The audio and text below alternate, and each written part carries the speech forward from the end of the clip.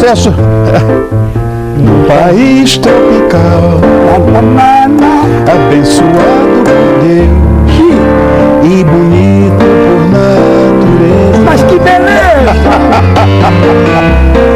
Todo Seu está começando nessa quinta-feira, mantendo vivo o espírito olímpico, né? Porque Jorge Ben estava lá nessa, Benjor estava lá nessa, cantando exatamente essa canção que é dele. E como é bom a gente ver tanta gente torcendo, vibrando pelo sucesso dos nossos atletas, e quantas são as histórias bacanas que estão sendo contadas e vindo nos nossos jogos, né? Eu vou contar porque que o programa de hoje merece medalha de ouro.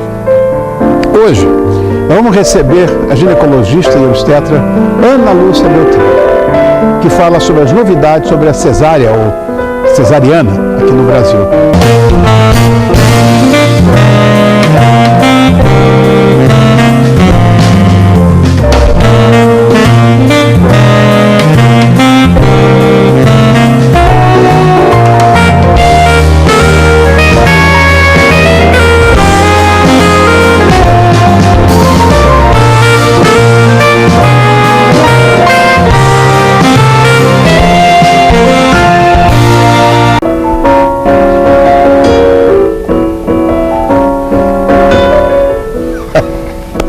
Todo Seu já voltou. E eu quero, nesse momento, desejar um feliz aniversário para um companheiro muito, muito querido e eu vou dizer, e muito paciente, porque o que pego no pé desse coitado, que é o nosso videoman, Mauro Gomes. Mauro, meu velho, eu nunca vi os caras pegarem tanto no pé de uma pessoa, mas eu amo você, querido, e que essa data seja cheia de muitas coisas gostosas.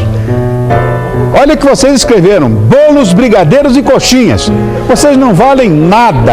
É impressionante. Mauro, me perdoa, os caras botaram isso aí. Bom, e agora vamos aprender um pouquinho mais falando sobre um tema que aflige as mamães de primeira viagem ou não, que é a cesárea.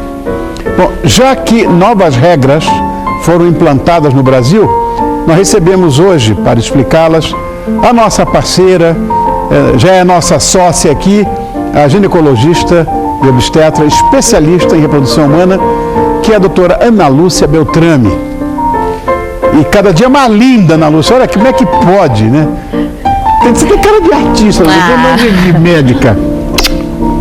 Você é sempre muito gentil. Não sou. Eu não falaria nada se não fosse verdade. Obrigada. Obrigado, eu, querida. Você está bem? Eu estou bem, estou ótima. No corredor ali agora. Estou ótima. Bom, Ana Lúcia, recentemente foram implantadas novas leis aí para as grávidas que optarem por realizar a cesariana, ou cesárea. Sim. O que mudou e o que ficou? Na verdade, e por que mudou? E por que mudou, né? Então, hoje em dia, existe uma situação que chama-se cesárea a pedido, que é quando a mulher, ela opta pelo parto cesariana. Isso é ético e, na verdade, já é um direito da mulher escolher a via de parto, contanto que ela seja informada dos riscos e benefícios dessa escolha. E só que essa escolha ela não tinha uma regra de quando ela poderia ser feita. Então, a partir de 37 semanas, o bebê ele é considerado, do ponto de vista médico, maduro. Não é mais prematuro. E ela poderia escolher uma data para o bebê nascer. Só que isso pode trazer repercussões para o bebê muito ruins. Por exemplo, o pulmão do bebê, ele é a última coisa a amadurecer, né? Então é produzida uma substância chamada surfactante, que é uma substância que ela é responsável por distender os alvéolos. E normalmente isso acontece finalmente no último trimestre, nas últimas semanas de gestação. Então, com essas cesáreas a pedido, que são cesáreas sem indicação médica, mas por opção da paciente, quando elas eram feitas abaixo de 39 semanas, a síndrome do desconforto respiratório do recém-nascido, que é quando o bebê ele fica cansado quando ele nasce, ela estava muito, muito frequente, né? Então, na verdade, isso não é uma recomendação só brasileira. O Colégio Americano de Ginecologia e Obstetrícia, ele recomenda que quando a cesárea ela é realizada a pedido da paciente, ela seja realizada após a 39ª semana de gravidez, para realmente diminuir esses riscos.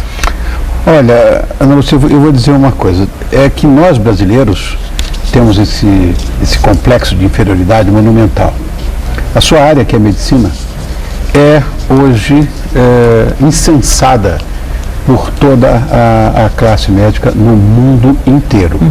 A medicina brasileira é considerada hoje de absoluta excelência. Sim. A americana nem tanto. A europeia também não. Eu acho que o simples fato de vocês terem essa consciência de explicar o que é a 39ª semana numa gestação já justifica qualquer coisa. Não precisa de buscar inspirações lá fora, não. Claro. Porque vocês são impecáveis, vocês médicos brasileiros. Eu vou dizer, se eu tiver uma dor, um calo me apertar e eu estando nos Estados Unidos, eu venho correndo para o Brasil. Mas não é só você não, eu tenho vários amigos médicos, inclusive, que vêm se tratar aqui no Brasil e que moram fora. Claro. Né? Claro. Acho que existe uma ótima medicina de excelência aqui no Brasil. O grande problema, assim, é o acesso a essa medicina, Sim. né? É o acesso. Vamos dizer, a pesquisa vai muito bem nos Estados Unidos, vai muito bem na Europa, mas a medicina, essa do dia a dia, a medicina mesmo, para valer, é aqui no Brasil. O nosso contato com o paciente, a relação médico-paciente é sensacional aqui. É diferente. O acolhimento é diferente, né? Isso é unânime. Agora, estamos falando de gravidez. Muito bem. Os extremos da gravidez, você falou para mim agora de uma ponta. E tem a outra. Os primeiros meses, quando começa a se formar o feto, né?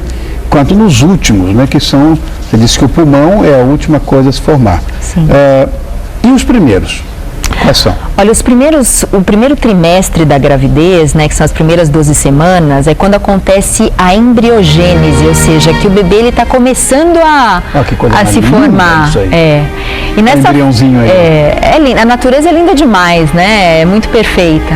E quando o bebê ele está se formando nesse primeiro trimestre, que ocorre a formação de todos os órgãos, para você ter uma ideia, Rony, com 11 semanas de gravidez, que é realizado o primeiro ultrassom morfológico do bebê, Sim. a gente já consegue identificar todos os órgãos do bebê, né? E consegue fazer cálculos de risco para alterações cromossômicas, Sim. que são as síndromes, cálculo de risco para trabalho de parto prematuro, cálculo de risco para pressão alta na gravidez. Sensacional. Um exame com o bebê que ele tem 3 centímetros, né?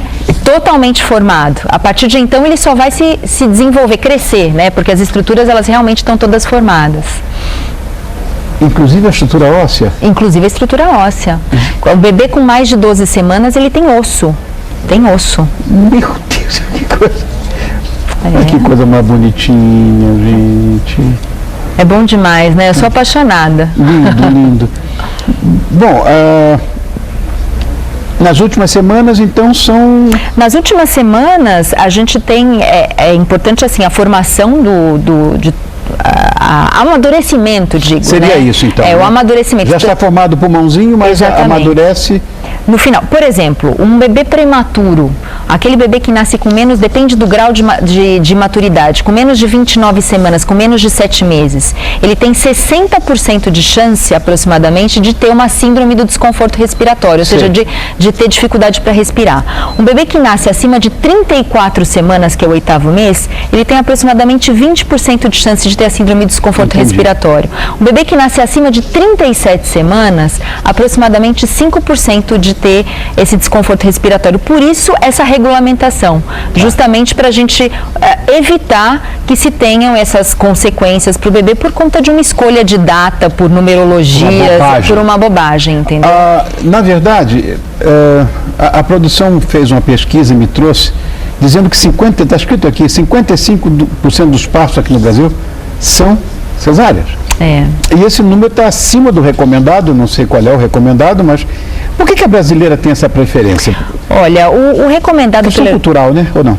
Acho que tem vários aspectos, Rony. Assim, a Organização Mundial de Saúde, ela recomenda que o índice de cesárea de um país seja aproximadamente 15%. A gente está bem acima desse número, né? Um número aceitável é ao redor de 30%.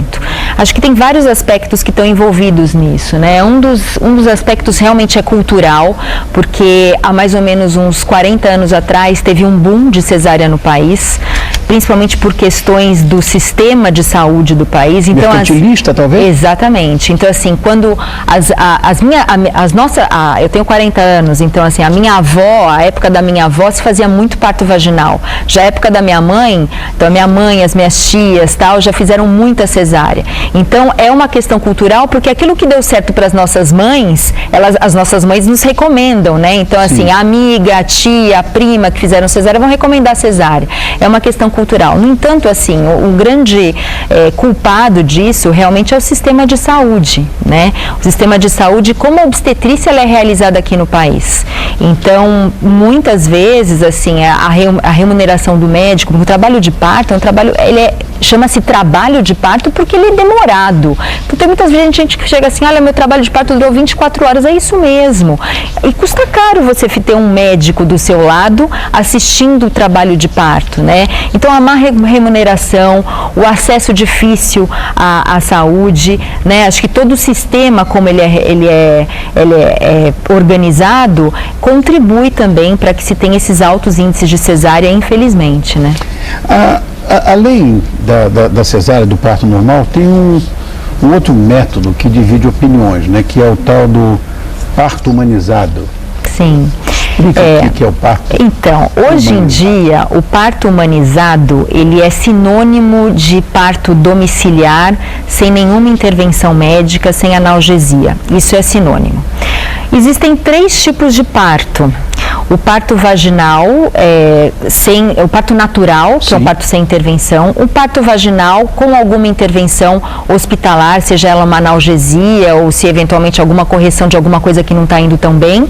E tem o parto cesariana, né? Então, colocou-se como parto humanizado esse parto em casa. E, na verdade, a palavra humanizada, ela significa acolher o próximo, respeitar a mãe, o bebê. Isso não é uma exclusividade de um parto domiciliar. Desculpa, Rony, não é. Eu acho que é uma maneira errada de se falar. Um parto hospitalar...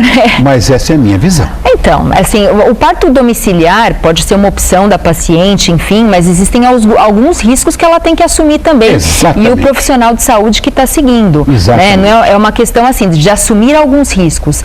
Hoje em dia a gente tem hospitais que estão absolutamente equipados, né, com salas específicas que chama-se LDR, que é Labor Delivery Room, que são salas específicas para partos vaginais, e não necessariamente porque aquela paciente ela está num ambiente hospitalar ou porque ela vai tomar uma analgesia de parto, ou porque ela vai ter que ser indicada uma cesariana, porque a cesárea é um instrumento maravilhoso que a gente tem, porque salva muitas vidas e muitos cérebros, né? Correto. A cesárea. Correto. Então, não é porque ela vai ter algum tipo de parto que vai ser mais ou menos humanizado. Respeitar a mãe e o bebê, respeitar o feto, respeitar aquele momento, independe da via de parto. Eu acho que é uma questão semântica, na verdade, essa coisa do humanizado. Eu sei de muita gente que nasceu até em casa, mas ao lado de um profissional de saúde.